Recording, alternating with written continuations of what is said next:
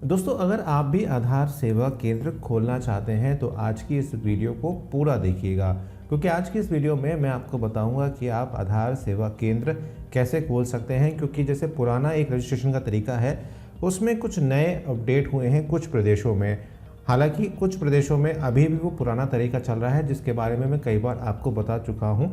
लेकिन कुछ ऐसे प्रदेश हैं जिनमें अब डायरेक्ट आपको ऑप्शन मिल गया है। हालांकि आने वाले दिनों में आप देखेंगे कि जो बाकी प्रदेश हमारे हैं उनमें भी वो ऑप्शन आपको मिल जाएगा।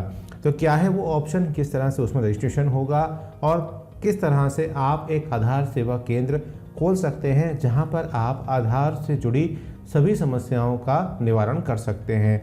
तो मैं हूं अभिषेक, आप देख रहे हैं मनी मैटर्स, जहां पर हम लोग बात करते हैं सरकारी योजनाओं के बारे में और सरकारी ऐसी योजनाएं जिसमें आपको फ़ायदा होता है, चाहे वो पीएम किसान योजना हो, चाहे वो आधार सेवा केंद्र खोलना हो या सीएसपी लेना हो। मैंने बहुत सारे वीडियोस बनाए हैं, कृपया उन वीडियोस को भी आप ज़रूर देखें और अपना प्यार ज़रूर दें। देखिए, आधार सेवा केंद्र पर मुख्यतः आप आधार से जुड़ी फ़ोटो आईडी, जैसे किसी को चेंज करानी है, नाम चेंज कराना है, अपने हस्बैंड का नाम ऐड कराना है, किसी का आधार सेवा केंद्र में आधार खो गया है उसे नया बनवाना है, या पीवीसी कार्ड उसे बनवाना है, ये सारे काम आजकल किए जाते हैं। या कहूँ अपडेट का काम और डिलीशन का काम यहाँ पर किया जाता है। एड्रेस चेंज हो गया, डेट ऑफ बर्थ चेंज हो गई, ये सारे काम किए जाते हैं। ऐसे में जो ऑपरेटर होते हैं उनको अच्छा खासा इसमें पैसा मिलता है, और ये पैसा भी जो होता है ये आधार सेवा केंद्र की तरफ से निश्चित होता है और आपको उसी के अंदर उसी दायरे में रहकर आपको लेना होता है। ऐसे में आधार सेवा केंद्र के साथ आप बहुत सारी चीज़ें और भी कर सकते हैं, जैसे कि बीमा पॉलिसी का काम कर दिया आपने जन्म प्रमाण पत्र और मृत्यु प्रमाण पत्र इत्यादि जो है प्रमाण पत्र होते हैं, राशन कार्ड का भी काम करने लगे बहुत से लोग, तो वो सारे काम यहाँ पर आप कर सकते हैं। तो यहाँ पर आप अपना एक रोज़गार स्टार्ट कर सकते हैं और अच्छी खासी कमाई उसमें कर सकते हैं। दोस्तों, ये ईए सुपरवाइज़र का आपके पास एक सर्टिफिकेट होना चाहिए, आपके ऊपर कोई भी पुलिस केस नहीं होना चाहिए, 18 वर्ष आपकी आयु होनी चाहिए और आपके पास कंप्यूटर का अच्छा ज्ञान होना चाहिए, और आपका जो सीएससी सेंटर है या कहूँ आधार सेवा केंद्र है उसके अंदर नेटवर्क की सुविधा अच्छी होनी चाहिए। जैसे आज की डेट में चाहे हम गाँव की बात करें या शहरों की बात करें, सभी जगह अच्छा जो है नेट आ गया है, और अब तो इंडिया में 5G भी आ गया है, बहुत ही जल्दी आपके शहर में पहुँच जाएगा। तो आपका जो, क्योंकि सारा काम ऑनलाइन होता है, इसलिए आपकी जो नेटवर्क है या कहूँ इंटरनेट है वो आपका अच्छा होना चाहिए। चलिए, अब मैंने बहुत सारी बातें कर ली, अब आपको वो तरीका बता देता हूँ और वो स्टेट बता देता हूँ जिस स्टेट में ये जो हमारी सर्विस है वो स्टार्ट हुई है, और आपको डायरेक्टली वहाँ पर रजिस्ट्रेशन करना है। चलिए, लैपटॉप की स्क्रीन पर चलते हैं। आगे बढ़ने से पहले वीडियो को लाइक शेयर ज़रूर करिएगा। तो स्वागत है आपका फिर से आपके अपने चैनल पर। आपको एक वेबसाइट पर जाना होगा जो फ़िलहाल एमपी के लिए वर्क कर रही है। आगे मैं आपको बताऊंगा कि किस तरह से आप अपने क्षेत्र, यानी कि अगर आप यूपी में रहते हैं, आप राजस्थान में रहते हैं, आप हिमाचल में रहते हैं या आप मुंबई में रहते हैं, तो वहाँ पर आप अपना आधार कार्ड सेंटर कैसे खोल सकते हैं। लेकिन ये जो प्रोसेस है जो आप अपनी स्क्रीन पर देख रहे हैं, यही प्रोसेस आप फॉलो करेंगे जब भी आपकी स्टेट की वेबसाइट लॉन्च होगी। अभी एमपी में ये चीज़ स्टार्ट हुई है, लेकिन जैसे मैंने कहा कि मैं आगे आपको बताने वाला हूँ कि यूपी में, राजस्थान में किस तरह से आप करेंगे।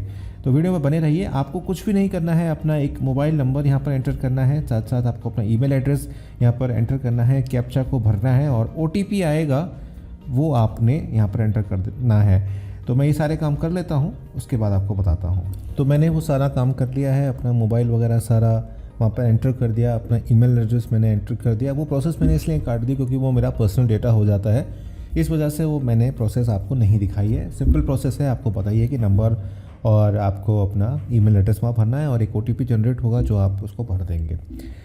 यहाँ पर अगर आप डैशबोर्ड पर हैं, आपको डैशबोर्ड यहाँ पर दिख ही रहा होगा, और डैशबोर्ड पर आने के बाद अभी आपको कुछ भी नहीं दिख रहा है। आपको यहाँ पर आधार सेंटर रिक्वेस्ट पे जाना है। जैसे ही आप इस पर क्लिक करेंगे तो आपके पास 3 या 4 फॉर्म्स यहाँ पर एक तरीके से खुलेंगे, जिसमें जैसे जस्ट लाइक ऐसा ही है जैसे आप एक फॉर्म भरते ना नौकरी का, उस तरीके का ये फॉर्म यहाँ पर रहने वाला है। तो ये आपसे पूछेगा कि क्या आपके पास NSEIT का सर्टिफिकेट है या नहीं है। तो ये तो आपको लेना पड़ेगा और यहाँ पर आपने इस पर चेक लगा देना है अगर आपके पास वो है तो। इसके साथ साथ आपके पास एक आधार कार्ड खुद का होना चाहिए, ये भी इम्पॉर्टेंट है, और एक आपके पास नो ऑब्जेक्शन सर्टिफिकेट होना चाहिए। अब ये जो EA सुपरवाइज़र का है, इसमें ट्रिपल सी का जो सर्टिफिकेट है वो भी वैलिड है, और साथ साथ कंप्यूटर ऑपरेटर के में आ जाता है, जो भी चीज़ें होती हैं कंप्यूटर ऑपरेटर कोर्स के लिए वो भी यहाँ पर वैलिड है। आपके पास NOC होना चाहिए गवर्नमेंट प्रीमिसेस का, और आपके पास नेटवर्क कनेक्टिविटी होनी चाहिए, क्योंकि सारा काम आपके पास नेटवर्क कनेक्टिविटी से होगा। तो इस पर सब पे आपको चेक लगा देना है। और यहाँ पर आप सुपरविज़न का कंसेंट फॉर्म का आप यहाँ पर वो भी देख सकते हैं कि उन कंसेंट फॉर्म में आपने क्या क्या उसके अंदर भरना है। आपको यही भर के इसका प्रिंट आउट लेके इसको ही भर के आपने अपलोड करना है, ये बात आपको विशेष ध्यान रखनी है।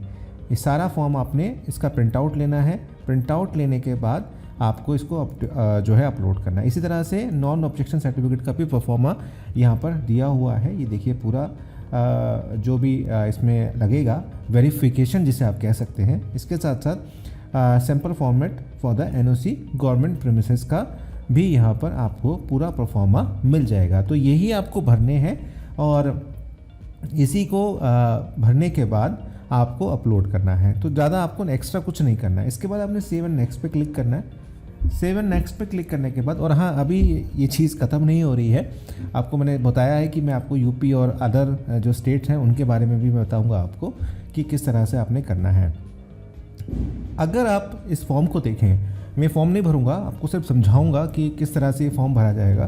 तो यहाँ अगर आप फॉर्म को देखें तो यहाँ पर आपका नाम आएगा, यहाँ पर आपका NCERT का जो सर्टिफिकेट है, ट्रिपल सी का है या एक स्पेशल कोई सर्टिफिकेट है तो उसका सर्टिफिकेट नंबर आएगा, आपका जेंडर यानी कि आप मेल है या फीमेल है, आपके फादर का नेम, आपकी हाईएस्ट क्वालिफिकेशन क्या है, आप 10th क्लास के हैं, 10th हैं, आप 12th हैं, ग्रेजुएशन है, पोस्ट ग्रेजुएशन है। तो मैंने कहा ना 10वीं पास भी खोल सकता है इसको, तो बहुत आसानी के साथ है। यहाँ पर आपका टेलीफोन नंबर बाय डिफ़ॉल्ट आ जाएगा, जो कि मैं हाइड कर दूँगा। इसके साथ साथ आपका जो एड्रेस है, घर का एड्रेस है, वो आपका आ जाएगा यहाँ पर। इसके साथ साथ आपको अपना एक फ़ोटो यहाँ पर अपलोड करना होगा, जो कि 1 MB तक होना चाहिए, इससे ऊपर नहीं होना चाहिए। इसके साथ साथ आपकी जो सेंटर की एजेंसी टाइप होगी वो क्या है ये बताएंगे आप, आपकी डिस्ट्रिक्ट बताएंगे, आप कौन से डिस्ट्रिक्ट में रहते हैं, क्योंकि हम यहाँ पर MP का फॉर्म भर रहे हैं, जो कि UP का और अदर स्टेट्स का भी फॉर्म इसी तरह से आएगा। जो भी आपकी डिस्ट्रिक्ट है वो आप भर दोगे। आपका जो एरिया है वो अर्बन में आता है, रूरल में आता है, वो आप बताओगे। आपकी सेंट्रल लोकल बॉडी के बारे में आप यहाँ पर बताओगे। अगर आपका सेंटर वार्ड पंचायत है तो उसका कुछ है तो आप वो भी यहाँ पर करोगे। Centre of name of the government premises के बारे में आप यहाँ पर बताओगे। आपका पिन कोड और लैटिट्यूड और लॉन्गिट्यूड ये आप निकालोगे। इसको आप आसानी के साथ सर्च कर सकते हो गूगल पर। जैसे ही आप अपने सिटी का नेम डालोगे और लिखोगे लैटिट्यूड और लॉन्गिट्यूड, तो वो गूगल आपको निकाल कर दे देगा और आप आसानी के साथ वहाँ पर कर सकते हो। जहाँ आप सेंटर खोलोगे उसका आप यहाँ पर एड्रेस प्रोवाइड कराओगे, और जो भी जिसके सुपरविज़न में आप कर रहे हो उसका गवर्नमेंट ऑफिसर का यहाँ पर नेम और डेजिग्नेशन, उसका मोबाइल नंबर, और जो जिसने वेरीफाई किया है उसका नंबर, उसका नाम, उसका नंबर और उसका डेजिग्नेशन भी आप यहाँ पर प्रोवाइड कराओगे। तो ये एक फॉर्म है, इसको फॉर्म को आपको भरना है।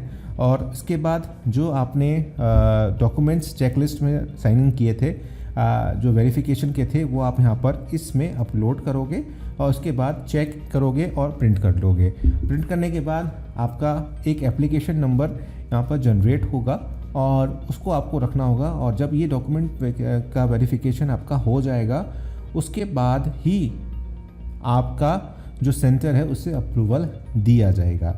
तो ये पूरा प्रोसेस है जो MP में चल रहा है। साथ साथ यही प्रोसेस आपकी स्टेट में भी चलेगा जब भी ये वेबसाइट आपकी स्टेट्स में लॉन्च होंगी। अब हम बात कर लेते हैं उस चीज़ के बारे में कि UP में अगर आता है तो किस तरह से वो वर्क करेगा। तो UP के लिए आपको जाना होगा UTITCL.com पर, और वहाँ पर आपको आधार सर्विसेज के लिए आपको वहाँ पर क्लिक करना होगा। अब यहाँ से आपको ये भी पता चल जाएगा कि क्या क्या चार्ज हैं। अगर आप एक अडल्ट का आधार कार्ड एनरोल करते हैं तो फ्री रहेगा। हालांकि आज की डेट में फ्री कुछ भी नहीं होता है, लोग अपने हिसाब से 10-5 रुपये ले ही लेते हैं। इसी हिसाब से अगर कोई अपडेट करेंगे तो फ्री में करेंगे। अगर फुल बायोमेट्रिक विथ और विदाउट डेमोग्राफिक अपडेट में 100 रुपये आप चार्ज कर सकते हैं, और ओनली डेमोग्राफिक अपडेट में आप 50 रुपये, और ई आधार कार्ड डाउनलोड कलर प्रिंट के आप 30 रुपये ले सकते हैं। अमूमन अगर आप देखें तो 10 रुपये या 12 रुपये का एक प्रिंट आउट निकलता है कलर, यहाँ पर आपको 30 रुपये मिलेंगे एक प्रिंट आउट के, जो आपकी जेब में ही जाने वाले हैं। तो ये हमारी सर्विसेज की जो गवर्नमेंट की फ़ीस है वो इस तरह से है। अब यहाँ पर आपको क्या करना है, आपको आधार कार्ड लोकेटर पे जाना है, सेंटर लोकेटर पे जाना है, और यहाँ पर अभी आपको मैनुअल वर्क करना पड़ेगा। इनके जो विजिटिंग आवर्स हैं वो आप देख लीजिए, मंडे टू फ्राइडे 9:30 to 5 है, और सैटरडे के दिन 2 घंटे की रिलैक्सेशन है, 9:30 to 3 PM है। यहाँ पर आप जिस भी कंसर्निंग आपके पास पड़ता है आप वहाँ पर उसको क्लिक करेंगे। जैसे मेरे घर के पास न्यू दिल्ली पड़ता है, तो मैं न्यू दिल्ली का ये जो UTI infrastructure technology and services limited का बिल्डिंग है आसिफ अली रोड पर, मैं इनके पास भी जा सकता हूँ। नहीं तो मैं RK पुरम में जो इनका ऑफिस है, income tax office east block 2nd level 4th new Delhi में भी मैं जा सकता हूँ।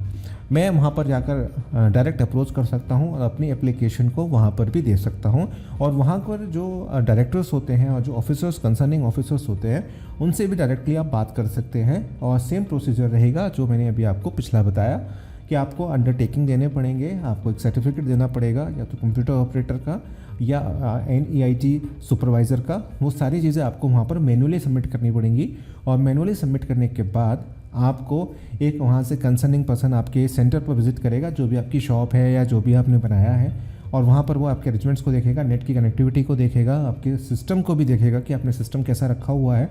अमूमन आज की डेट में i3 तक लोग रखते ही हैं, क्योंकि पुराने कंप्यूटर आप मिलते भी नहीं हैं, और मिल भी जाते तो काम नहीं करते, तो i3 तक तो कंप्यूटर आपको रखना ही पड़ेगा। और आपकी स्किल को भी चेक करेगा कि आपकी स्किल कैसी हैं। ये सारी चीज़ें हो जाने के बाद आपको एक सेंटर मिल जाएगा।